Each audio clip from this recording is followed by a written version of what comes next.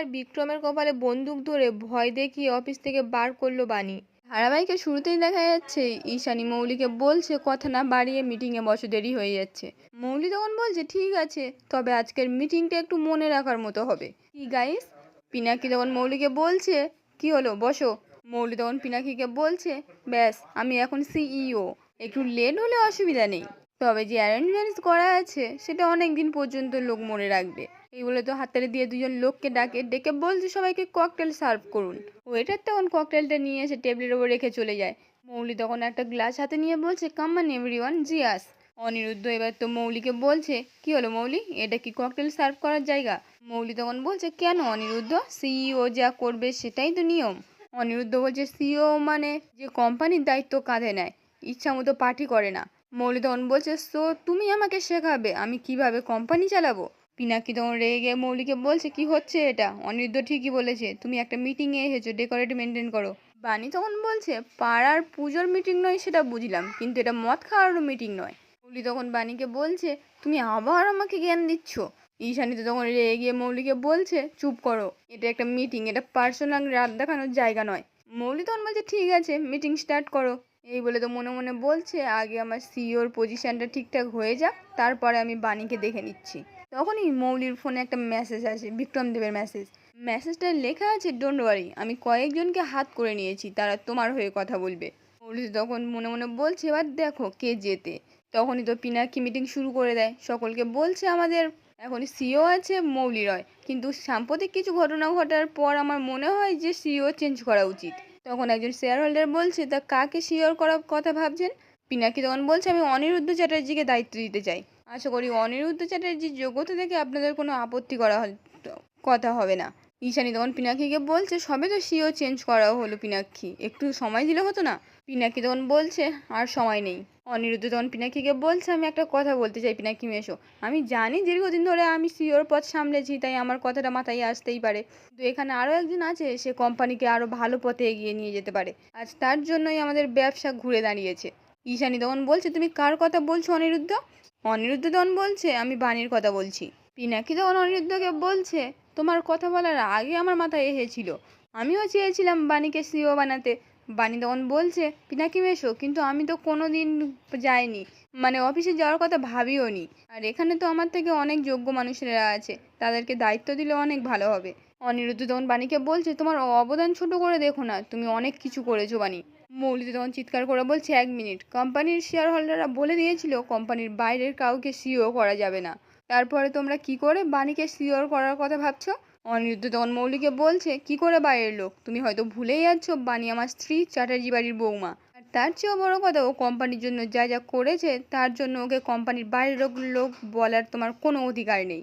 পিনাকি তখন অনিরুদ্ধকে বলছে একদম ঠিক বলেছো, বাণী এ বাড়ির সদস্য, আমাদের প্রত্যেকের আপনজন। মৌলি তখন বলছে শুধু আপনজন হলে হয় না, জ্ঞান লাগে, যোগ্যতা লাগে। কি যোগ্যতা আছে বাণীর? অনিরুদ্ধ তখন বলছে যোগ্যতা ও বারবার প্রমাণ করে দিয়েছে, ও না থাকলে কোম্পানিটাই থাকতো না।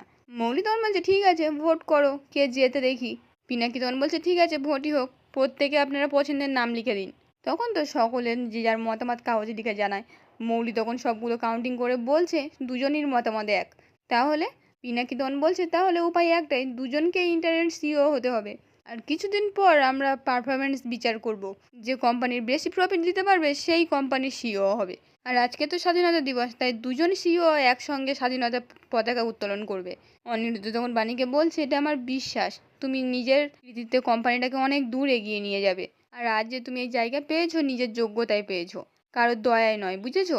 বাণী তখন বলছে আমি জানি এটা অনেক বড় দায়িত্ব, আমি যথেষ্ট পরিমাণ মর্যাদা রাখার চেষ্টা করব। আমি জানি কাজটা খুব একটা সহজ নয়, কিন্তু আপনাদের সবার আশীর্বাদ আমার সঙ্গে আছে। এই বলে তো একে একে সকলকে প্রণাম করে। মৌলি তখন মনে মনে বলছে আশীর্বাদ নিয়ে কতদূর যেতে পারো শুধু আমি দেখবো বাণী, এবার শুরু হবে আসল লড়াই, এবারে শুরু হবে আসল লড়াই। এরপর তো বেশ কিছুক্ষণ সময় কেটে যায়। এদিকে যখন অনিরুদ্ধ বাণীকে বলছে তাড়াতাড়ি চলো, অফিসে সবাই অপেক্ষা করছে তো, আজকে আমাদের দুজন সিইও পতাকা উত্তোলন করবে। বাণী তখন বলছে প্রথম দিনেই? অনিরুদ্ধ বলছে ভয় পেও না, আমি আছি তো। সাথী তখন বলছে আরে দাঁড়া, আমাদের সিইওকে আগে বরণ করে নি। এই বলে তো বাণীকে বরণ করে। সাথীর বরণ হয়ে গেলে তো তানিয়াও বরণ করে বাণীকে।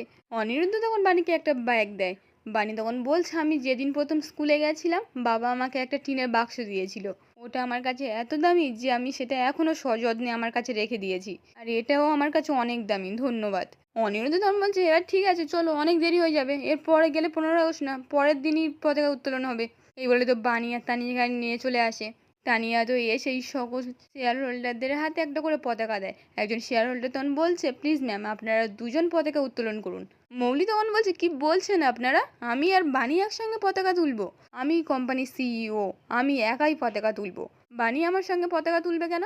বানি তখন মৌলিকে বলছে, তুমি একা এখন সিইও নয়, আমিও ইন্টারিম সিইও, তাই এই কোম্পানির প্রতি আমাদের দুজনেরই দায়িত্ব আছে। মৌলি তখন বলছে, শোনো বানি, আমাকে দায়িত্ব বোঝাতে এসো না। বানি তখন বলছে, না মৌলি, আমি বলছিলাম আমরা দুজনের সব রকম কথা ভুলে গিয়ে দুজনে একসঙ্গে যদি কোম্পানিটা চালাই, কোম্পানিরই লাভ হবে। আর সব কিছু ভুলে দুজনে এখন পতাকাটা তুলি। মৌলি তখন বলছে, বাহ, আবার সেই বড় বড় কথা বলছো, মানে তুমি সকলকে বোঝাতে চাইছো তুমি সিইও হয়ে গেছো। এত বেশি খুশি হওয়ারও কিছু হয়নি। তুমি ভেবো না যে এই পোস্টে তুমি খুব বেশি দিন থাকতে পারবে। খুব শিগগিরই তোমাকে ঘাড় ধাক্কা দিয়ে বের করে দেবে। অনিরুদ্ধ তখন মৌলিকে বলছে, কে কতদিন সিইও হিসেবে থাকতে পারবে সেটা তো সময় বলবে। আর যতদিন তোমরা দুজনেই কোম্পানির ইন্টারিম সিইও হিসেবে আছো, দুজনকেই রুলস ফলো করতে হবে। মৌলি তখন বলছে, উফ, আবার শুরু হয়ে গেল বইয়ের হয়ে সালিশি করা। অনিরুদ্ধ তখন বলছে, আমি সালিশি করছি না, আমি বলছি এই কোম্পানি চলবে দুজনের দায়িত্বে। আর মৌলি যদি একা পতাকা উত্তোলন করতে চায়, বাণীকে করতে না দেয়, তাহলে পিনাকি মেশোকে তো ফোন করে জানাতে হবে। উনিই সিদ্ধান্ত নেবে পতাকা উত্তোলন কে করবে। মৌলি তখন কি আর বলবে, চুপ করে যায়। আজকের পর্বটি এখানেই শেষ হয়ে যায়। কেমন লাগলো কমেন্টে জানাতে ভুলবেন না।